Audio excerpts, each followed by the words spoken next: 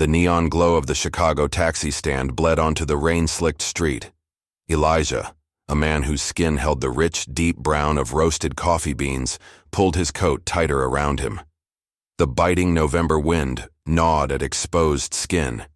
He'd just finished a late shift as a visiting nurse, tending to Mrs. Rosenblatt, an elderly woman battling pneumonia, who always insisted Elijah read aloud from her worn copy of The Little Prince. Tonight, the passage about seeing with the heart had resonated more deeply than usual. He needed a cab. His old Corolla was in the shop. Something about a cracked distributor cap and a mechanic who spoke more in grunts than coherent sentences. So, here he was, a weary traveler on a wet Chicago night, just wanting to get home. A yellow cab, its rooftop light a beacon in the gloom, slowed and stopped. Elijah's hope flickered. The driver, a wiry man with a receding hairline and a perpetual scowl etched on his face, peered at him through the rain-streaked window. "You going far?" the driver barked, his voice raspy like sandpaper. "Just to Bronzeville," Elijah replied, stating the neighborhood on the south side. 35th and King Drive. The driver's eyes narrowed, darting over Elijah, taking in his worn but clean coat, his tired face, and the medical bag slung over his shoulder. A flicker of something unreadable passed across his features, settling into a hard, resolute mask. "Nah," the driver said, shaking his head. "Don't go that way." He put the car in gear. Elijah frowned. "But you're a taxi. Isn't that your job?" The driver didn't even bother to look at him. "Not my job to go where I don't want to go. Find another ride." He accelerated, leaving Elijah standing in a spray of rainwater. A surge of anger, hot and sharp, coursed through Elijah. It wasn't just the inconvenience, the sudden exposure to the raw wind, or the prospect of a long, miserable walk. It was the casual, dismissive cruelty in the driver's eyes. It was the unspoken message, a familiar sting he'd felt too many times. "You don't belong. You're not welcome." He clenched his fists, fighting the urge to shout, to demand an explanation. But years of experience had taught him that arguing with ignorance was like wrestling a pig in mud. Sooner or later, you realized the pig enjoyed it. Instead, he simply turned away, the humiliation burning in his chest. As he walked along the sidewalk, he tried to ignore the rain seeping through his shoes. Across the street, under the awning of a Korean BBQ restaurant, stood a woman named Kong Lee. She was small, barely 5 feet tall, with a cascade of black hair that reached her waist. Her eyes, usually bright and full of mirth, were narrowed, focused on the scene unfolding across the street. Kong Lee had emigrated from Vietnam 15 years ago, seeking a better life in America. She ran the restaurant with her husband, a quiet, hard-working man named Bao. They had built their business from the ground up, enduring language barriers, cultural misunderstandings, and the constant low hum of prejudice. She had seen the exchange between Elijah and the taxi driver. She understood the language of rejection, the sting of being judged for something beyond your control. She'd seen it in the averted glances of customers who didn't want a foreigner touching their food, in the condescending tones of landlords who questioned her ability to pay the rent. A wave of righteous anger washed over her. It wasn't just about this one incident. It was about all the countless acts of prejudice that chipped away at the fabric of society. Kong Lee watched Elijah walk away, his shoulders slumped, his head bowed against the rain. She saw the hurt in his posture, the quiet dignity in his retreat. She couldn't let it go. Kong Lee excused herself from a table of customers and strode out into the rain, pulling her thin shawl tighter around her. She crossed the street, her small frame almost swallowed by the city's immensity. The taxi driver, oblivious to the storm brewing in the heart of this petite woman, idled at the curb, waiting for his next fare. His name was Tony, and he was a man riddled with anxieties and resentments. Years of driving a cab had hardened him, exposing him to the worst aspects of humanity: drunks, drug addicts, entitled tourists, and endless streams of demanding, impatient passengers.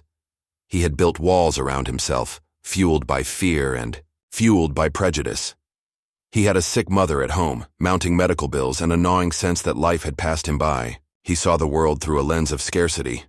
believing that any advantage given to someone else was a direct loss to him. As Kong Lee approached his cab, a fierce determination burned in her eyes.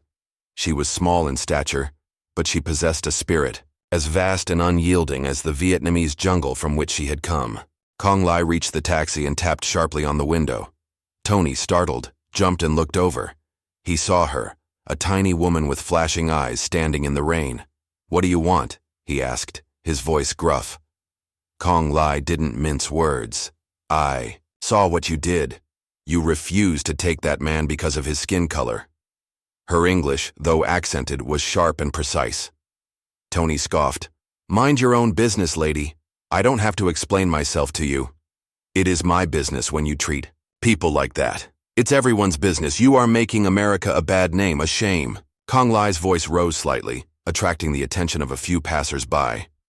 Tony's face flushed red. "Get away from my cab, before I call the cops." "Call them," Kong Lee challenged, her voice unwavering. "Tell them you refuse service to people based on their race." He knew she was right. He couldn't admit that, not without risking his license, his livelihood. But the shame of his actions began to prick at his conscience, a feeling he hadn't experienced in a long time. "Look, lady," he said, lowering his voice. I had a bad experience in that neighborhood once. It's nothing personal." He was lying, and they both knew it. Kong Lee fixed him with a withering stare. "A bad experience? So you punish everyone who looks like him? Is that justice to you?" Tony remained silent, his gaze shifting uncomfortably. Kong Lee turned away from the cab and looked down the street, trying to spot Elijah. He was almost at the corner, his figure receding into the darkness. "Wait here," she said to Tony, her voice firm. "I'll be right back." Before Tony could respond, Kong Lee hurried after Elijah, her small frame moving with surprising speed. She caught up with him just as he was about to cross the street. "Excuse me," she called out, her voice breathless. "Sir, please wait." Elijah turned, surprised to see the small woman from across the street hurrying towards him. He recognized the concern etched on her face. "Yes?" he asked, his voice laced with fatigue. Kong Lee reached him, panting slightly. "I saw what happened with the taxi. I am so sorry. That man, he is not a good man." Elijah managed a weak smile. "It's okay. It happens." But his eyes betrayed the hurt he felt. "No, it is not okay," Kong Lee insisted. "You should not have to accept this. I will take you home. Please let me." Elijah hesitated. "That's very kind of you, but I don't want to impose." "It is no imposition. I insist. Let me make things right. I will feel terrible if I don't." Elijah looked at her, seeing the genuine empathy in her eyes. He was tired, cold, and disheartened. He just wanted to go home. "Okay," he said, his voice soft. "Thank you." Kong Lee beamed. "Good. Come, my car is parked just around the corner." She led him to a small, unassuming Toyota Camry, its paint slightly faded but clean and well-maintained. As they drove in silence towards Bronzeville, Elijah couldn't help but feel grateful for this unexpected act of kindness. Meanwhile, back at the taxi stand, Tony stewed in his cab. He watched Kong Lee and Elijah drive away, a knot of guilt tightening in his stomach. He tried to justify his actions, telling himself that he was just being careful, protecting himself. But deep down, he knew he had done wrong. A few minutes later, Tony got a call from his dispatch. "Taxi 27, pick up at Korean BBQ on State. Customer is waiting outside." Tony sighed. He didn't want to go back there, not after what had just happened, but he couldn't afford to lose fares. He reluctantly put the cab in gear and drove back to the restaurant. As he pulled up to the curb, he saw Kong Lee standing there, her arms crossed, her expression unreadable. He swallowed hard. He knew this wasn't going to be pleasant. He rolled down the window. "What do you want?" he asked, his voice barely a whisper. Kong Lee stepped closer to the cab. "I want you to apologize." Tony's eyes widened in disbelief. "Are you kidding me? After what you said to me? I'm not apologizing to anyone." Then you will apologize to yourself, Kong Lai replied, her voice calm but firm. You have done wrong. You must acknowledge it. You must make amends. Tony stared at her, speechless. He couldn't understand this woman. He couldn't understand why she was so invested in this. He just wanted her to go away. I don't have time for this, he said finally. I have to work. Kong Lai nodded. Then work on becoming a better person. That is the most important work you will ever do. She turned and walked back towards her restaurant, leaving Tony alone with his thoughts. The rain had stopped, and a sliver of moon peeked through the clouds, casting long, eerie shadows on the street. The weight of his prejudice, a burden he had carried for so long, suddenly felt heavier than ever. He started to question his beliefs, his assumptions, his whole way of life. He drove away from the restaurant, his mind a whirlwind of conflicting emotions. He knew Kong Li was right. He knew he had to change. But he didn't know how. The next few days were a torment for Tony. Kong Lai's words haunted him. He found himself replaying the scene with Elijah in his mind, each time feeling a deeper sense of shame. He started noticing his own biases, the subtle ways he judged people based on their appearance, their accent, their zip code. He couldn't eat. He couldn't sleep. His mother noticed his distress. "What's wrong, Tony?" she asked, her voice weak but concerned. "You look like you've seen a ghost." Tony hesitated. He didn't want to burden her with his problems, but he needed to talk to someone. I did something wrong, Ma," he said, his voice choked with emotion. "I treated someone unfairly, because of the color of their skin." His mother, a woman who had endured her own share of prejudice as an Italian immigrant, looked at him with disappointment. "That's not like you, Tony," she said. "You were raised better than that." Her words cut him deep. He knew she was right. He had betrayed his own values, his own upbringing. "I know, Ma," he said, tears welling up in his eyes. "I don't know what came over me. I was scared. I was stressed. But that's no excuse." His mother reached out and took his hand. "It's never too late to make things right, Tony. You have to find a way to apologize. You have to find a way to atone." Her words gave him the courage he needed. He decided to go back to the Korean BBQ restaurant and apologize to Kong Li. He knew it wouldn't erase what he had done, but it was a start. He drove to the restaurant the following evening, his heart pounding in his chest. He parked across the street and watched the restaurant for a while, gathering his courage. Finally, he got out of the cab and walked towards the entrance. He saw Kong Li behind the counter, taking orders and greeting customers with her usual warm smile. He took a deep breath and walked inside. The aroma of grilled meat and spices filled the air, a stark contrast to the turmoil inside him. Kong Li looked up and saw him. Her smile faded, replaced by a guarded expression. "What do you want?" she asked, her voice cool. Tony swallowed hard. I wanted to apologize," he stammered, "for what I did, for how I treated that man. It was wrong, and I'm sorry," he said, the words with sincerity, his eyes pleading for forgiveness. But Kong Li remained unmoved. "Apologies are easy to say," she said. "Actions speak louder than words." Tony knew she was right.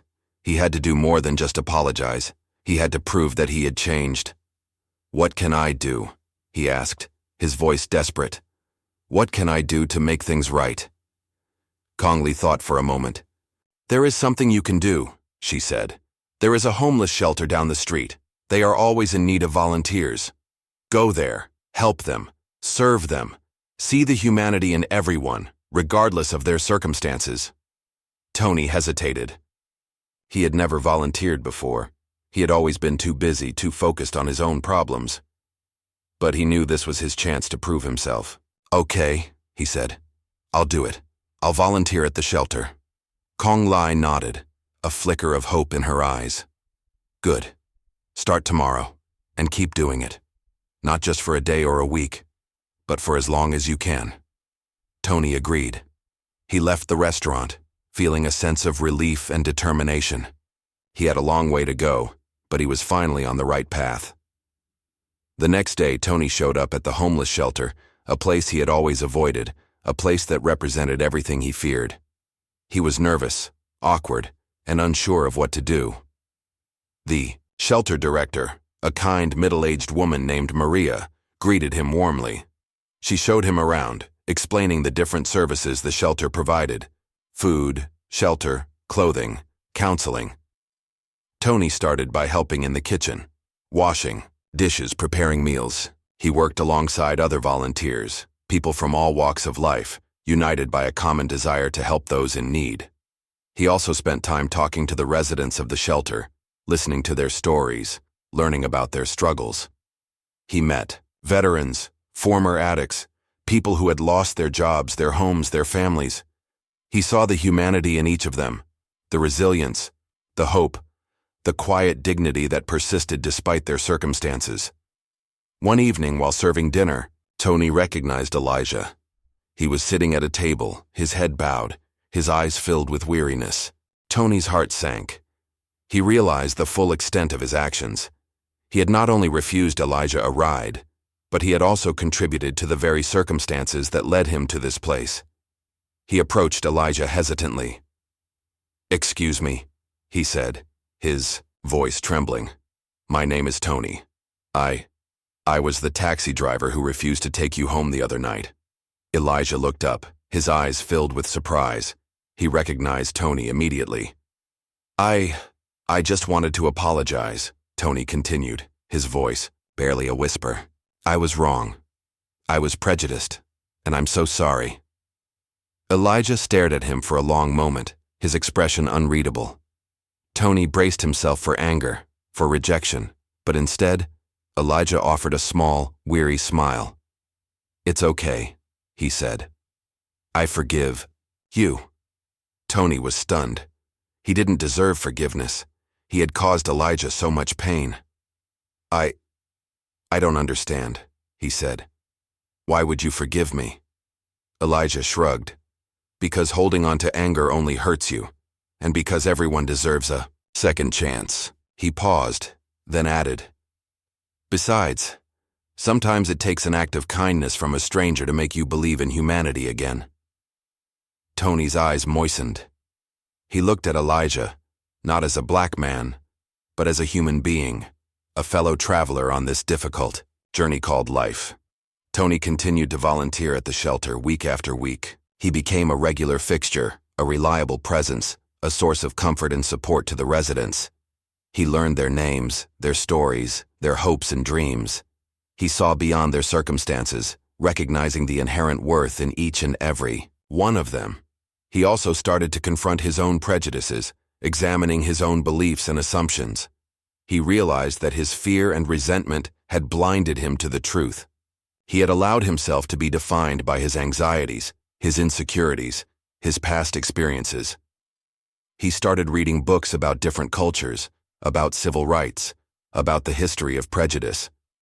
He started listening to different perspectives, engaging in conversations with people who held different beliefs. He challenged his own biases, questioning his own assumptions. His mother noticed the change in him. She saw him smile more, laugh more, engage more with the world around him. She saw him become a kinder, more compassionate person. "I'm proud of you, Tony," she said one day, her voice filled with emotion. "You've become the man I always knew you could be." Her words were the greatest reward he could have asked for. He had finally found redemption, not just in the eyes of others, but in his own eyes as well. One day, while volunteering at the shelter, Tony received a call from his dispatch. "Taxi 27, pick up at Bronzeville, corner of 35th and King. Drive, passenger needs to go to the Korean BBQ on State." Tony hesitated for a moment. He remembered the night he had refused to take Elijah to Bronzeville. He remembered the shame, the guilt, the regret. He took a deep breath and accepted the fare. He drove to Bronzeville, his heart pounding in his chest. As he pulled up to the corner of 35th and King Drive, he saw Elijah standing there, waiting. Elijah recognized Tony immediately. He smiled. "Good to see you, Tony," he said. "Need a ride to State Street?" Tony opened the door for Elijah, a genuine smile on his face. "My pleasure," he said. "Hop in." As they drove towards the Korean BBQ restaurant, Tony couldn't help but feel a sense of closure, a sense of peace. He had come full circle. He had faced his demons, confronted his biases, and emerged a better person. When they arrived at the restaurant, Tony refused to accept payment. "It's on me," he said. "Consider it a small gesture of amends." Elijah smiled. "Thank you, Tony," he said. "I appreciate it." As Elijah got out of the cab, Tony saw Kong Lee standing outside the restaurant, watching them. She gave him a subtle nod, a gesture of approval, a sign that she had seen his transformation. Tony drove away from the restaurant, his heart filled with gratitude and hope. He knew he still had a long way to go, but he was finally on the right path. The homeless shelter became his sanctuary, a place where he could serve others, connect with humanity, and find meaning in his life. He continued to volunteer there for years, inspiring others with his story of redemption and transformation. He also became an advocate for social justice, speaking out against prejudice and discrimination whenever he saw it. He used his platform as a taxi driver to educate others, to challenge their biases, to promote understanding and empathy. He realized that true change starts with oneself. It starts with confronting one's own prejudices, acknowledging one's own mistakes, and committing to a path of continuous growth and improvement. Years passed. Tony's hair turned gray and his face became lined with the map of a life lived, a life of both regret and redemption. He was no longer the bitter, resentful man he once was. He was now a beacon of hope, a symbol of transformation, a testament to the power of forgiveness. One day, while driving his cab, Tony received a call from the local news station. They wanted to interview him, to tell his story. He hesitated at first. He didn't want to draw attention to himself. He didn't want to be seen as some kind of hero. But then he realized that his story could inspire others, that it could encourage others to confront their own prejudices, to seek their own redemption. He agreed to the interview. He sat down in front of the cameras and told his story, honestly and openly. He talked about his prejudices, his mistakes, his transformation. He talked about Kong Lee, about Elijah, about the homeless shelter. The interview aired on television, reaching millions of viewers. The response was overwhelming. People from all walks of life reached out to Tony, thanking him for his honesty, for his courage, for his inspiration. He received letters, emails, and phone calls from people who had been touched by his story. Some were people who had experienced prejudice themselves. Some were people who had been guilty of prejudice. All were people who wanted to change, who wanted to become better versions of themselves. Tony became a local celebrity, a symbol of hope and redemption. But he never let the fame go to his head. He remained humble, grounded, and committed to his mission of spreading love and compassion. He continued to volunteer at the homeless shelter, continued to drive his cab, continued to speak out against injustice. He knew that the work was never done, that the fight for equality and justice was a never-ending battle. One day, Tony received a visit from Kong Lee. She came to the taxi stand to thank him, to acknowledge his transformation. "You have come a long way, Tony," she said, her eyes filled with pride. "You have become a good man." Tony smiled. "I couldn't have done it without you, Kong Lee," he said. "You showed me the way." Kong Lee shook her head. "You found your own way, Tony. I just opened the door." She paused, then added, "Remember, Tony, the world needs more people like you, people who are willing to confront their own prejudices, to admit their own mistakes, to commit to a path of continuous growth and improvement." Tony nodded. He understood. He knew that his journey was far from over.